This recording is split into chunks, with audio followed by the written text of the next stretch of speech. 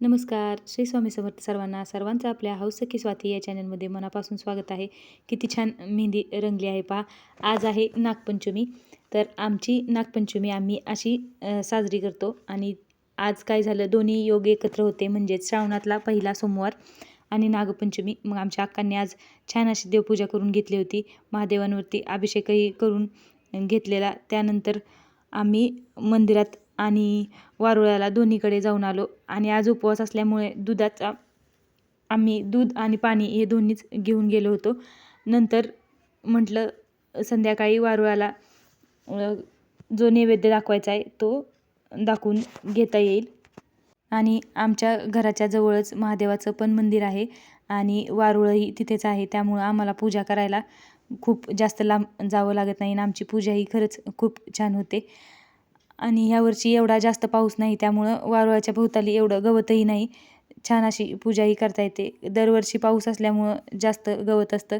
छान असं गणपती बाप्पांचंही आधी दर्शन घेतलं आणि नंतर आम्ही आमची बाकीची पूजा केली. आणि आजचा नैवेद्य तर असतो कानवल्याचा. काही काही ठिकाणी तर आज तवा ठेवत नाहीत गॅसवरती, पण आधी असं करत होते, पण आम्ही आता करतो पोळी.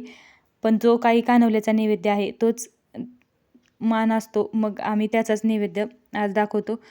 छान अशी वारुळाची पूजा करून घेतली आणि महादेवाच्या मंदिरात दर्शन घ्यायला गेलो तर महादेवाचं मंदिर आज बंद होतं. म्हणजे उघडं असतं, परंतु आज काय माहिती बंद होतं. मग बाहेरूनच आम्ही दर्शन घेतलं आणि आमची छान अशी पूजा करून पुन्हा घरी आलो. आणि घरी आल्यानंतर करायचा होता स्वयंपाक, कारण उपवास असल्यामुळे सकाळी सकाळी तर कुणाचं लगेच जेवण नव्हतं. माझा सोमवार नसतो, पण बाकीच्या सर्वांना सोमवार असतो, त्यामुळं स्वयंपाक जरा उशिराच होता. आणि कानोल्याचा नैवेद्य केला. त्यानंतर माझ्या मुलींना नैवेद्य भरून दाखवायला मंदिरात दिला. आणि असा दोरा जो की गळ्यात किंवा हातात बांधायचा असतो, मग तो एक तिथं ठेवायला लावला आणि नंतर त्यांनी नैवेद्य दाखवून आल्यानंतर आम्हीही सर्वांनी गळ्यात बांधला. हा दोरा 2 दिवस तसाच गळ्यात ठेवायचा आणि नंतर नागोबाच्या इथंच तो सोडून विसर्जन करायचा, असं असतं. आम्ही अशा पद्धतीनं नागपंचमी साजरी करतो. आणि प्रत्येक सणाला थोडं का होईना पण पुरणाचा नैवेद्य असतो आमच्या घरी. आणि खरे सण तर खरं गावाला साजरे केले जातात. खरंच उत्साहाने आणि आनंदाने प्रत्येक सण साजरे होतात. गावाची पद्धतच वेगळी असते आणि खरंच खूप आनंद होतो गावाकडचे सण साजरे करताना.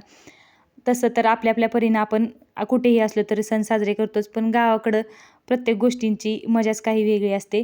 आणि नंतर स्वयंपाक पण करून घेतला छान असा. आणि ह्यांचं काही वेगळंच चालू असतं. घरी असल्या तरी तसंच काहीतरी चालू असतं. तर मोठ्या दिद्या तिला म्हणत होत्या, अगं राहू दे, आता दिवसभर खेळलीस आणि आता हे करायला लागलीस. पण नाही म्हणली, मला करायचंच आहे. काही ना काही तिचं असंच चालू असतं. म्हणली मला कठपुतली बनवायची, तेच तिचं चालू होतं.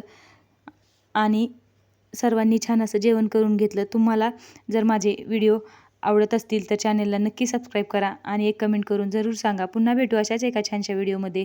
तोपर्यंत काळजी घ्या.